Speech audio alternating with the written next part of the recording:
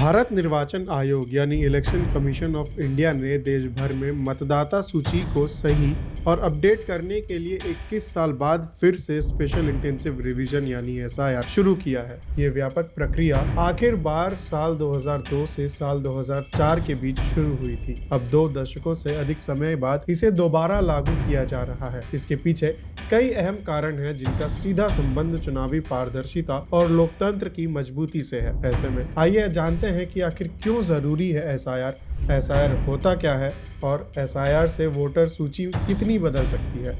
पहला सवाल, क्यों जरूरी है एसआईआर? दरअसल सरकार की ओर से जारी एसआईआर एफएक्यू दस्तावेज के अनुसार पिछले 21 सालों में देश की जनसंख्या और प्रवास के पैटर्न में बड़े बदलाव हुए हैं, जिसके कारण मतदाता सूची में कई गड़बड़ियां पाई गई हैं। पीडीएफ के पेज 3 में आयोग ने कुछ प्रमुख समस्याएं लिस्ट की हैं। बार बार होने वाले माइग्रेशन की वजह से कई लोग एक से अधिक स्थानों पर दर्ज हो गए हैं। मृत मतदाताओं को सूची से हटाए जाने की प्रक्रिया समय पर नहीं हुई है। कुछ मामलों में विदेशी नागरिकों का गलत रूप से शामिल होना भी सामने आया है। राजनीतिक दल लंबे समय से वोटर लिस्ट की गुणवत्ता को लेकर चिंता जताते रहे हैं। इन सभी कारणों से चुनाव आयोग को मतदाता सूची की व्यापक और विशेष पुनरीक्षण प्रक्रिया अपनाने के लिए मजबूर किया है। दूसरा सवाल, आखिर एसआईआर होता क्या है? तो बता दें कि चुनाव आयोग के अनुसार एसआईआर में हर मतदाता के घर पर जाकर जानकारी की वेरिफिकेशन की जाती है। पेज 6 के अनुसार बूथ लेवल ऑफिसर्स यानी बीएलओ हर परिवार से मिलकर एन्यूमरेशन फॉर्म भरवाते हैं। इस प्रक्रिया के तहत बीएलओ 3 बार घर घर जाकर संपर्क करते हैं, मृत, स्थानांतरित या डुप्लीकेट मतदाताओं की पहचान करते हैं, पिछले एसआईआर से लिंक करने का काम करते हैं। इस बार की प्रक्रिया तकनीकी रूप से अधिक एडवांस है और डेटा मिलान ऑल इंडिया ऑनलाइन डेटाबेस के साथ किया जा रहा है। यह अभियान 51 करोड़ से अधिक वोटरों को शामिल करेगा। पीडीएफ के पेज 17 के अनुसार एसआईआर का दूसरा चरण अब 12 राज्यों और केंद्र शासित